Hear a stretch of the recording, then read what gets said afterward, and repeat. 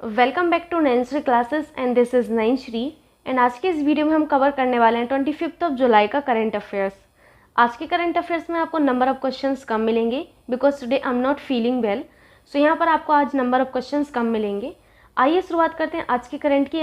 आपसे पहला क्वेश्चन है कि किस राज्य के राज्यपाल ने बराक भवन वन्यजीव अभ्यारण्य के निर्माण के प्रस्ताव को मंजूरी दे दी है। ये आपका एक इम्पॉर्टेंट क्वेश्चन है क्योंकि वन्यजीव अभ्यारण्य से संबंधित है और ऐसे क्वेश्चन परीक्षाओं में पूछे जाते हैं। सो याद रखिएगा कि बराक भवन वन्यजीव अभ्यारण्य के निर्माण के लिए जो मंजूरी दी है वो आपके असम के राज्यपाल ने दी है। किसने? असम के राज्यपाल जी ने दी है। असम के राज्यपाल जी कौन है? तो याद रखिएगा कि इनके राज्यपाल हैं जगदीश मुखी जी। कौन है? जगदीश मुखी। एंड यहाँ के सीएम कौन है? तो सीएम है यहाँ के हेमंत बिस्वा शर्मा। कौन है? हेमंत बिस्वा शर्मा। ठीक है। अपार्ट फ्रॉम दिस आपको कुछ चीज़ें और याद रखनी है। इनका राज्य पशु कौन सा है? तो असम का जो राज्य पशु है ना वो आप लोगों को जरूर से याद रखना है। तो असम का राज्य पशु है भारतीय गैंडा। क्या है? भारतीय गैंडा। ठीक। अब बात आती है यहाँ के अन्य राष्ट्रीय उद्यानों के बारे में। तो यहाँ पर मैं लिख देती हूँ तो आप लोग नोट कर लीजिएगा क्योंकि ये इम्पोर्टेंट है। तो असम के अंदर और कौन कौन से आपको राष्ट्रीय उद्यान देखने को मिलते हैं? राष्ट्रीय उद्यान। आपको सबसे पहला याद रखना है डिब्रू सैखोवा राष्ट्रीय उद्यान। कौन सा? डिब्रू सैखोवा। डिब्रू सैखोवा कहाँ पर है? तो ये आपका जो है असम के अंदर है, सैखोवा। ठीक है, ये सैखोवा लिखा हुआ है, सैखोवा। ठीक, राष्ट्रीय उद्यान। तो मैं राष्ट्रीय उद्यान को इस तरीके से शॉर्ट फॉर्म में लिख देती हूँ, ये सैखोवा लिखा हुआ है, सो कंफ्यूज मत होइएगा आप लोग। एंड दूसरा आप लोगों को याद रखना है कांजीरंगा राष्ट्रीय उद्यान। वेरी वेरी इंपॉर्टेंट, ये तो आपको याद ही रखना है, बहुत ज़्यादा इंपॉर्टेंट है कांजीरंगा राष्ट्रीय उद्यान। तीसरा आप लोग याद रख लीजिएगा यहाँ पर राजीव गांधी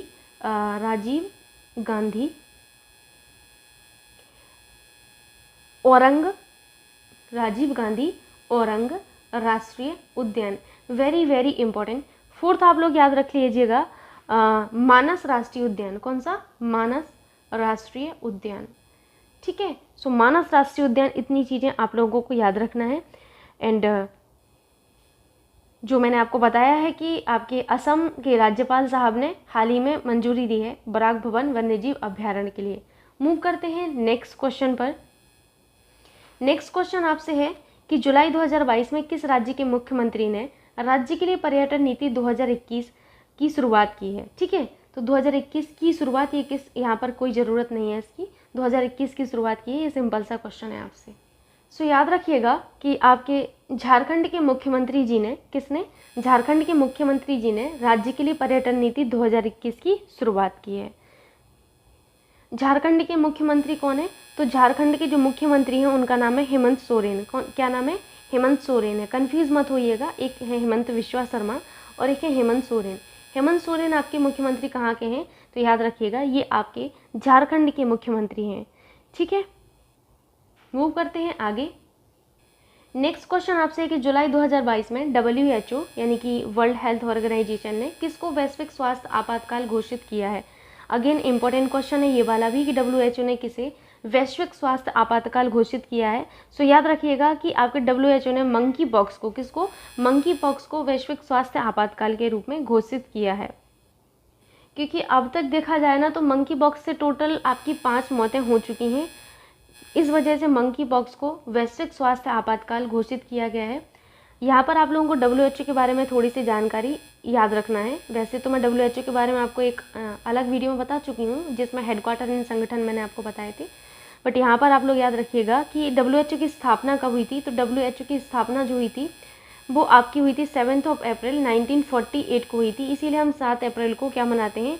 विश्व स्वास्थ्य दिवस मनाते हैं। ठीक है, इनका हेडक्वार्टर कहाँ पर है? तो इनका हेडक्वार्टर है जिनेवा में।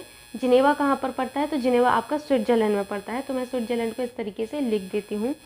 इनके महानिदेशक कौन है? सो वेरी वेरी इंपॉर्टेंट कि इनके महानिदेशक कौन है। सो इनके महानिदेशक को आप लोगों को याद रखना है। महानिदेशक है इनके टेड्रोस एडनॉम। कौन है? Tedros Adhanom.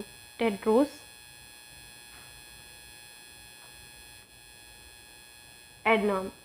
ठीक है, इतनी चीज़ें आप लोगों को याद रखना है। चलते हैं आगे। नेक्स्ट क्वेश्चन आपसे सिंपल सा है कि दिए गए जोड़ों में से कौन सा जोड़ा सही सुमेलित है। एक से ज़्यादा भी आपका सही हो सकता है। आपको यहाँ पर बताना है कि कौन सा जोड़ा सही सुमेलित है।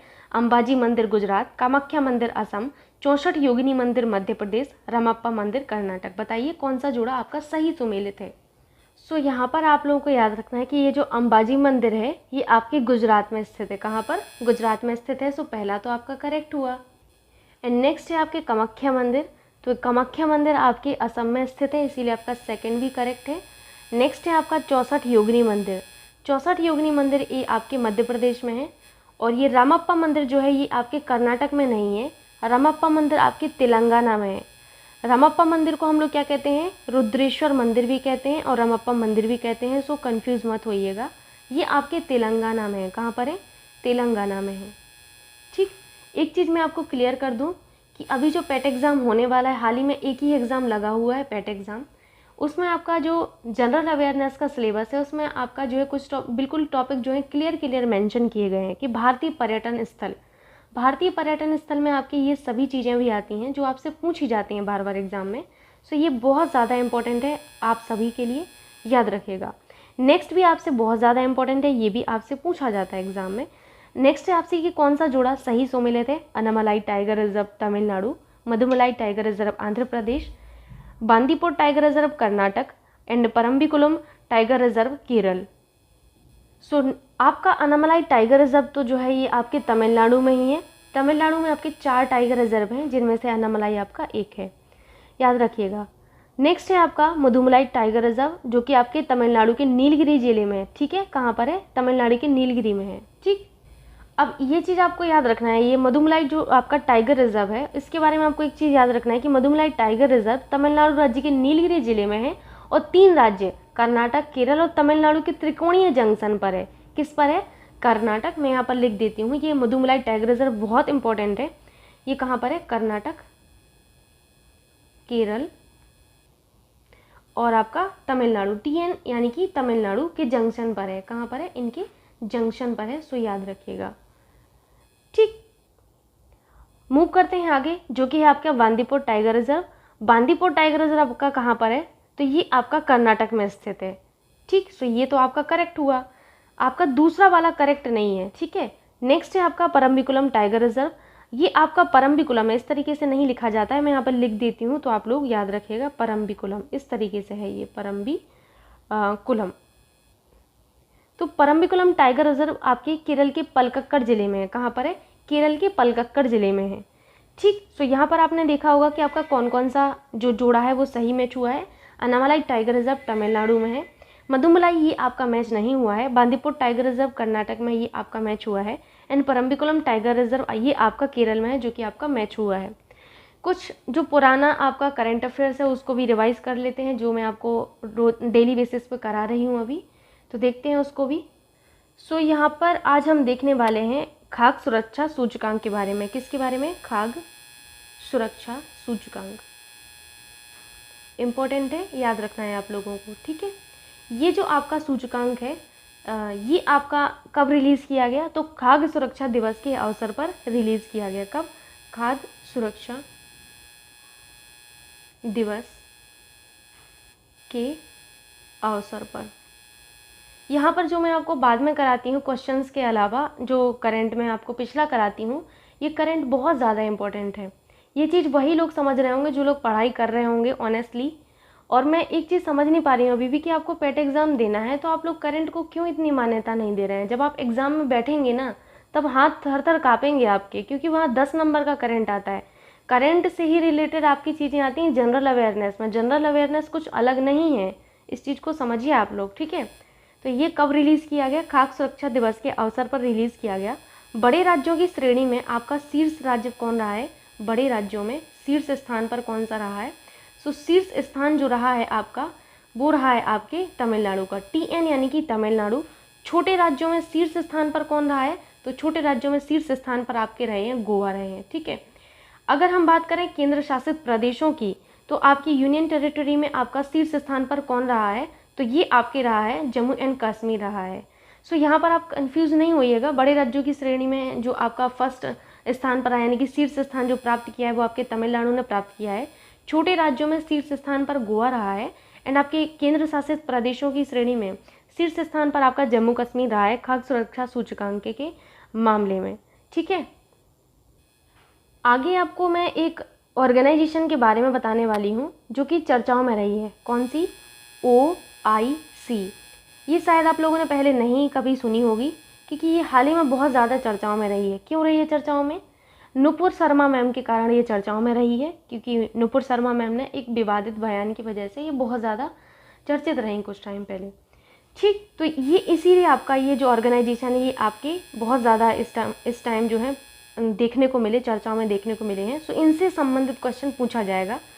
OIC यानी कि ऑर्गेनाइजेशन ऑफ इस्लामिक कोऑपरेशन। क्या है? Organisation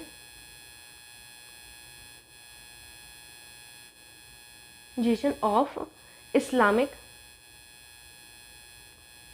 cooperation. ठीक, cooperation, organisation of Islamic cooperation, याद रखिएगा। अपार्ट फ्रॉम दिस आपको याद रखना है कि स्थापना कब हुई थी, ये आपसे पूछा जा सकता है। भाई ये आपकी जब कभी भी कोई ऑर्गेनाइजेशन चर्चाओं में रहती है तभी आपसे उसके बारे में पूछा जाता है। सो इनकी स्थापना हुई थी 1969 में हुई थी एंड कहाँ पर हुई थी? रबात में हुई थी। रबात मोरक्को में। ठीक है, मोरक्को। ये आपका होमवर्क है आज का कि मोरक्को किस कॉन्टिनेंट में आपका लाई करता है, ये आपको बताना है। इनके हेडक्वार्टर देखा जाए तो इनके हेडक्वार्टर आपके जिद्दाह में है, सऊदी अरब में। कहाँ पर है? सऊदी अरब। ठीक, सऊदी अरब जिद्दाह में। ठीक है, कुल कितने सदस्य इनके जो हैं सदस्य कंट्री हैं इनकी? तो कुल इनके सदस्य कंट्री में आते हैं आपके टोटल 57 कंट्री आते हैं। इम्पॉर्टेंट बात ये है कि इसमें आपका भारत जो है इनका सदस्य देश नहीं है। सो आपके प्यारा भारत जो है आपका वो इनका सदस्य देश नहीं है और ये बहुत ज़्यादा चर्चाओं में रही है ऑर्गेनाइजेशन नुपुर शर्मा मैम की वजह से। ठीक है, आगे थोड़ा और देख लेते हैं करंट से ही रिलेटेड चीज़ें। आगे हम देखने वाले हैं बाल श्रम उन्मूलन सप्ताह। वेरी वेरी इंपॉर्टेंट कि बाल श्रम उन्मूलन सप्ताह कब से कब तक मनाया गया है? बाल श्रम उन्मूलन सप्ताह। अगर आप लोगों ने वो पेट वाला जो क्रैश कोर्स चल रहा है वो पढ़ रहे होंगे तो उसमें मैंने ये चीज़ें बताई हुई हैं। हालांकि यहाँ पर पढ़ने में कोई बुराई नहीं है, रिवीजन ही होगा आपका। सो याद रखिएगा कि बाल श्रम उन्मूलन सप्ताह NCPCR के द्वारा आपका सेलिब्रेट किया गया। अब ये भाई NCPCR कौन है? NCPCR। सो NCPCR है आपके national commission for protection of child rights. ठीक है, national commission for protection of child rights. ठीक है, सो NCPCR के द्वारा ये आपका बाल श्रम उन्मूलन सप्ताह मनाया गया है। आप सभी को पता होगा कि 12 जून को हम क्या मनाते हैं? 12 जून को हम मनाते हैं विश्व बाल श्रम निषेध दिवस। विश्व बाल श्रम निषेध दिवस। ठीक है, विश्व बाल श्रम निषेध दिवस हम 12 जून को मनाते हैं और हमने जो बाल श्रम उन्मूलन सप्ताह सेलिब्रेट किया है वो हमने 12 से 20 जून को सेलिब्रेट किया है। कब से? 12 से 20 जून को हमने सेलिब्रेट किया है। वेरी वेरी इंपॉर्टेंट, ये चीज़ आप लोगों को याद रखना है। अपार्ट फ्रॉम दिस ये भी याद रखना है कि 12 जून को हमने विश्व बाल श्रम निषेध दिवस मनाया है। इनकी थीम क्या रही है तो मैं थीम लिख देती हूँ, इसको हटा देती हूँ। थीम आप लोगों को याद रखना है कि इस बार की जो थीम रही है आपकी वो क्या रही है? तो थीम रही है universal social protection to end child labour. Theme मैं लिख देती हूँ, थीम रही है universal social protection to end child labour. ठीक है, ये जो है इस बार की थीम रही है जो कि इम्पोर्टेंट है। ठीक, सो इतनी चीज़ें याद रखना है। एक चीज़ और मैं बताना चाहती हूँ इंटरनेशनल बुकर प्राइज़ 2022 के बारे में। Again very very important, international Booker prize 2022 क्या पढ़ने वाले हैं हम लोग? इंटरनेशनल बुकर प्राइज़ 2022 के बारे में पढ़ने वाले हैं। इसमें आपको सबसे ज़्यादा इम्पोर्टेंट बात ये याद रखनी है कि भारतीय महिला हैं एक आपकी गीतांजलि श्री, क्या नाम है उनका? गीतांजलि श्री। ध्यान से सुनिएगा, ये आपके मैनपुरी की हैं। मैनपुरी कहाँ पर है आपका? यूपी में है। तो ये जो है गीतांजलि श्री, इनके द्वारा एक उपन्यास लिखा गया था जिसका नाम क्या है? टॉम्ब ऑफ सैंड, यानी कि रेत समाधि। इसने आपका जो है इंटरनेशनल बुकर प्राइज़ जीता है। सबसे अनोखी बात यह है कि यह भारतीय भाषाओं की पहली पुस्तक है। क्या है? भारतीय भाषाओं की पहली पुस्तक है जिसको ये पुरस्कार दिया गया इंटरनेशनल बुकर प्राइज़। तो यहाँ पर लिख देती हूँ मैं कि इंटरनेशनल बुकर प्राइज़ आपके किसको मिला है? भारतीय महिला है आपकी। ये बहुत हमारे लिए गर्व की बात है। तो भारतीय महिला जिनका नाम क्या है? गीतांजलि श्री। ठीक है, गीतांजलि श्री। कहाँ की हैं ये? मैनपुरी यूपी की हैं। मैनपुरी यूपी। सो इनको मिला है, किसके लिए मिला है? टॉम्ब ऑफ सैंड के लिए। किसके लिए? टॉम्ब ऑफ सैंड, रेत समाधि, सॉरी रेत समाधि। इसके लिए इनको ये प्राइज दिया गया है। और ये जो है आपका डेजी रॉकवेल के द्वारा अनुवादित किया गया। ये भी याद रखिएगा कि डेजी रॉकवेल द्वारा अनुवादित उपन्यास टॉम्ब ऑफ सैंड रेत समाधि ने जीता है। और ऐसा करने वाली ये पहली भारतीय भाषाओं की पहली पुस्तक बनी है। भारतीय भाषाओं की